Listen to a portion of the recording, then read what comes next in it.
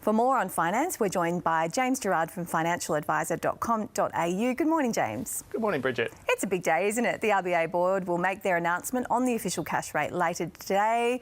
What are you predicting? So I think there's going to be a 0.25% reduction in the official cash rate, and what that will mean, there'll be winners and there'll be losers as we have each RBA decision. So in terms of the winners, the biggest winners will obviously be mortgage holders who have variable interest rates. Their interest bill will go down every month on their mortgage. And then another winner will be property owners.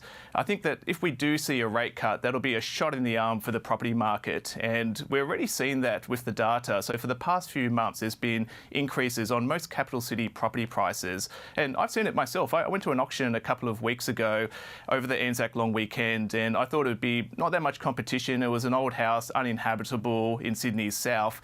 150 people were there at the auction, spilling out to the street. There were 50 registered bidders, and with an auction price guide of $1.2 million, the opening bid was $1.6 and it sold for just under $1.9 million. So already, even though we've only had one RBA rate cut and maybe one more today, people are coming back into the property market and pushing up prices.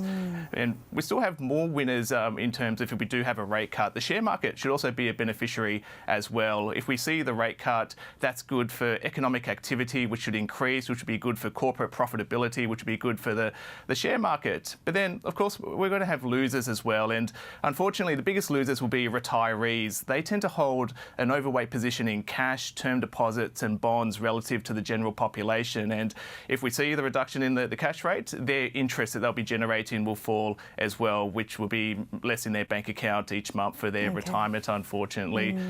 So, yeah, there's a few people who are winners and losers. And maybe just one other notable mention would be people who are planning to travel overseas. So if we see a shock 0.5% rate cut, which I think it's NAB is the only major bank that's predicting 0.5% rate cut. But if we see that, we may see the Australian dollar fall, which means that our purchasing power when we travel overseas will go down.